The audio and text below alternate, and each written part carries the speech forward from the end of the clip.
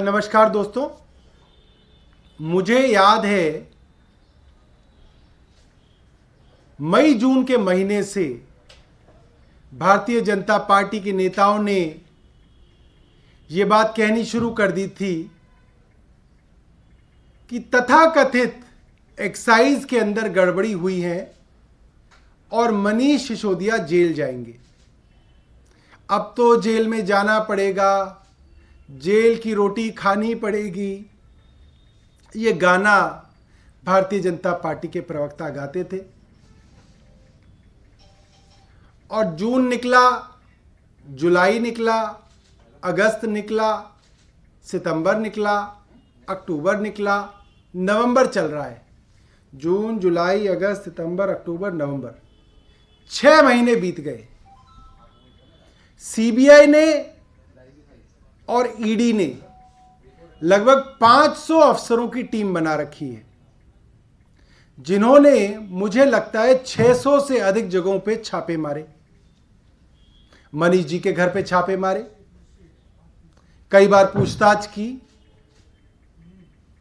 और आज 500 अफसरों द्वारा छानबीन करने के बाद, 600 जगह छापे मारने के बाद चार्जशीट कोर्ट के अंदर दायर की है।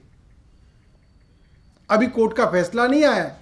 अभी तो सिर्फ यह चीज दायर की है कि किन लोगों के खिलाफ आरोप तय किए जाएं, और जिन लोगों के खिलाफ आरोप तय किए जा रहे हैं उसमें आरोपी नंबर 1 जो सीबीआई ने बनाया था, माननीय उप मुख्यमंत्री मनीष सिसोदिया जी, आरोपी नंबर 1 का नाम ही नहीं है। मनीष सिसोदिया जी का चार्जशीट के अंदर नाम नहीं है। इसका मतलब है सीबीआई को इतनी छापे मारने के बाद, इतने गवाहों के बयान लेने के बाद, लोगों को डरा धमका के सरकारी गवाह बनाने के बाद, यह सब करने के बाद भी एक साक्ष्य नहीं है जो यह कहे कि मनीष सिसोदिया जी के ऊपर कोई आरोप भी बनता है। साबित होना तो बहुत दूर की बात है, वो तो अब कोर्ट में आएगा कि किस पे साबित होगा। यहां तो आरोप ही नहीं बनता है। चार्जशीट के अंदर मनीष सिसोदिया जी का नाम नहीं है। ऐसी खबरें मीडिया से आ रही हैं। इससे एक बात साबित होती है, पूरा का पूरा केस फर्जी था। सारे के सारे आरोप नकली थे। सिर्फ और सिर्फ गुजरात और दिल्ली के नगर निगम के चुनाव में आम आदमी पार्टी को बदनाम करने के लिए पूरे दिन भारतीय जनता पार्टी के प्रवक्ता सुबह 9:30 बजे से प्रेस कॉन्फ्रेंस करने बैठते थे। 9:30, 10:30, 12, 2, पूरे दिन इनके लोगों के पास कोई काम नहीं था, सिर्फ और सिर्फ झूठी प्रेस कॉन्फ्रेंस और इतनी घटिया भाषा, इतनी घटिया शब्दावली। कभी ये हमारे नेताओं को लुटेरे कह रहे हैं, कभी ये चोर कह रहे हैं, कभी ये पाप पार्टी कह रहे हैं। आप पार्टी को पाप पार्टी कहते थे, कट्टर भ्रष्टाचारी कहते थे, कट्टर बेईमान कहते थे, क्योंकि इनकी सबसे बड़ी समस्या यह है कि आम आदमी पार्टी एक कट्टर ईमानदार पार्टी है और इनको ये बात सहन नहीं हो रही है। इतने दिनों की मुशक्कत के बाद अगर सीबीआई और ईडी को कुछ नहीं मिला और चार्जशीट में मनीष सिसोदिया का नाम तक नहीं है, तो यह भारतीय जनता पार्टी के उन प्रवक्ताओं के लिए डूब मरने की बात है। शर्म आनी चाहिए उन्हें। जिन नेताओं की पूजा लोग इसलिए करते हैं कि उन्होंने उनके बच्चों का जीवन संवार दिया, उनके बच्चों को डॉक्टर, इंजीनियर बना दिया, उन नेताओं को सुबह से शाम तक भारतीय जनता पार्टी के लोग झूठे आरोप लगाकर गालियां देते थे और भद्दी भद्दी गालियां देते थे। मैं ये समझता हूं भारतीय जनता पार्टी और प्रधानमंत्री जी को पूरे देश के लोगों से, दिल्ली के छोटे छोटे बच्चों से और उनके अभिभावकों से माफी मांगनी चाहिए कि उन्होंने दिल्ली के अंदर पिछले 6 महीने में इतना दूषित माहौल बनाया, इतनी जहरीली राजनीति की, सुबह से शाम तक सिर्फ और सिर्फ नेगेटिविटी, नकारात्मकता इन्होंने फैलाई। और आज सीबीआई की चार्जशीट, जो सीबीआई इनकी है, इनकी अपनी है, इतने दबाव, इतनी कोशिशों के बाद भी मनीष सिसोदिया जी को सीबीआई ने चार्जशीट के अंदर आरोपी नहीं बनाया, उनका नाम हट गया। मुझे लगता है ये इतिहास में पहली बार हो रहा है कि आरोपी नंबर 1, जिसकी इतनी चर्चा की गई हो, जिसके खिलाफ हर जगह छानबीन की गई हो, रेड मारी गई हो, छापे मारे गए हों, सरकारी गवाह बनाए गए हों, ऐसे चीज में आरोपी नंबर 1 के ऊपर भी आरोप तय नहीं कर पाए। इनकी चार्जशीट भी मनीष सिसोदिया जी के नाम लेने से कतरा रही है। यह एक बहुत बड़ी सच्चाई की जीत है। दिल्ली के, देश के ईमानदार लोगों की जीत है। सत्यमेव जयते। धन्यवाद। आपके पास कोई प्रश्न हो तो आप पूछ सकते हैं। लगातार सवाल उठाए गए थे, पूरी पॉलिसी पर सवाल उठाए गए थे। मनीष सिसोदिया को समन भी भेजा गया था, उनसे कई घंटे पूछताछ भी की गई थी। तो आपको क्या लगता है कि बिल्कुल क्लीन चिट के तौर पे से देख रहे हैं?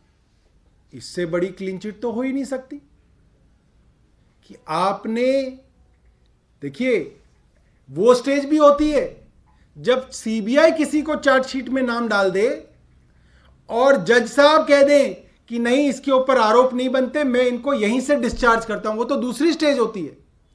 ये तो उस स्टेज से पहले प्रोसिक्यूशन जिसके अंदर आरोप तय करता है, प्रोसिक्यूशन जिसके अंदर जो इन्वेस्टिगेटिंग एजेंसी है, वो 10,000 पन्नों की चार्जशीट दे रही है। कोई 2-4 पन्नों की चार्जशीट नहीं है, 10,000 पन्नों की चार्जशीट है।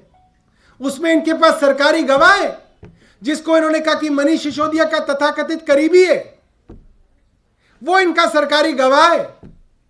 और वो सरकारी गवाह भी ये बात नहीं कह रहा कि मनीष सिसोदिया जी ने कोई भ्रष्टाचार किया है। ये बहुत बड़ी जीत है। मुझे लगता है कि इस तरीके से मनीष सिसोदिया जी को जो एक क्लीन चिट मिली है, इतिहास में ऐसा कभी नहीं हुआ कि इतने बड़े मामले के अंदर इतनी बुरी हार केंद्र सरकार की कभी हुई हो। क्या आपको लगता है ईडी का भी जो केस है, क्योंकि एफआईआर एक थी, सीबीआई के ही एफआईआर के तहत ईडी भी इन्वेस्टिगेशन कर रही थी अभी तक, तो वहां पे भी इस तरह का कुछ डेवलपमेंट हो सकता है? देखिए, ईडी की जो इन्वेस्टिगेशन होती है वो prevention of money laundering act के अंदर होती है, पीएमएलए। और पीएमएलए में अपने आप में कोई ऑफेंस नहीं होता। किसी और धारा में, किसी और सेक्शन में या किसी और एक्ट में जो ऑफेंस होता है, उसका सेकेंडरी ऑफेंस, उस पर डिपेंडेंट ऑफेंस जो है वो ईडी में बनता है। उसके लिए ईडी के अंदर किसी ऑफेंस को बनाने के लिए एक प्रेडिकेट ऑफेंस होना जरूरी है। यानी कि सीबीआई के अंदर उनके खिलाफ कोई चीज होनी चाहिए जिसके अंदर ईडी फिर मनी लॉन्ड्रिंग का एंगल ढूंढती है। यहां प्रेडिकेट ऑफेंस के अंदर ही केस गिर गया और मनीष सिसोदिया जी के खिलाफ कोई चार्ज दाखिल नहीं हुआ। तो ऐसी स्थिति में ईडी के लिए यह पूरी तरीके से गैर संवैधानिक होगा, गैर कानूनी होगा अगर वो मनीष सिसोदिया जी को इसमें इन्वेस्टिगेट करते हैं। धन्यवाद।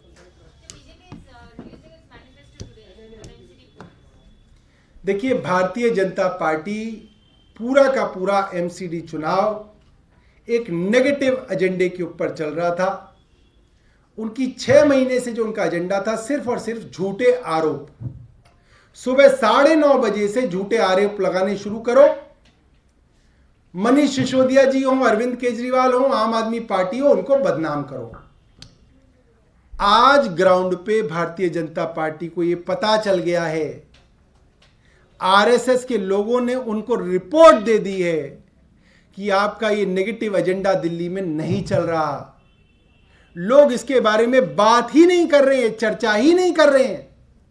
मैं पिछले 15 दिनों से डोर टू डोर कैंपेन कर रहा हूं अपने काउंसलर के कैंडिडेट्स के लिए।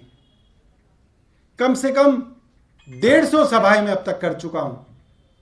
एक सभा में किसी आदमी ने इसके बारे में मेरे से चर्चा नहीं की है। एक सभा में लोग ये बात समझते हैं कि ये पॉलिटिकल बयानबाजी है, और जैसे ही चुनाव खत्म हो जाएंगे भारतीय जनता पार्टी की बयानबाजी भी खत्म हो जाएगी। अब थक हार के भारतीय जनता पार्टी को लगा कि अब कोई पॉजिटिव बात करनी पड़ेगी, एमसीडी के अंदर कोई सकारात्मक एजेंडा लाना पड़ेगा। इसीलिए अपने पुराने 2017 के एजेंडे को, क्योंकि समय नहीं है अब, इसीलिए 2017 के एजेंडे को ही ऊपर नीचे करके उसके अंदर सेंटेंसेस को, वाक्यों को आगे पीछे करके उसी एजेंडे को रीपैकेज करके लेके आएंगे। मेरे को पूरी इसकी जानकारी है।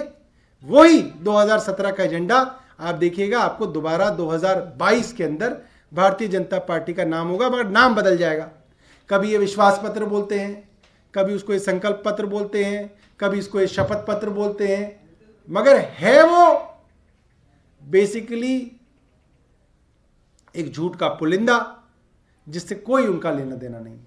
सौरभ जी, एलजी की सिफारिश पे कार्रवाई हुई थी और एलजी किस तरह से कार्रवाई कर रहे हैं वो हमेशा से आम आदमी पार्टी संदेह में रखती आई है। चार्जशीट में नाम ना होना क्या उनको भी सीधा संदेश है कि तैयारी के साथ आरोप नहीं लगाएगी? देखिए, एलजी अपने आप में कोई शख्सियत नहीं है। वे तो वही करेंगे जो उनको केंद्र सरकार कहेगी, और वो कोई खास ब्यूरोक्रेसी का उनका एक्सपीरियंस नहीं है, कोई पब्लिक लाइफ का उनका एक्सपीरियंस नहीं है।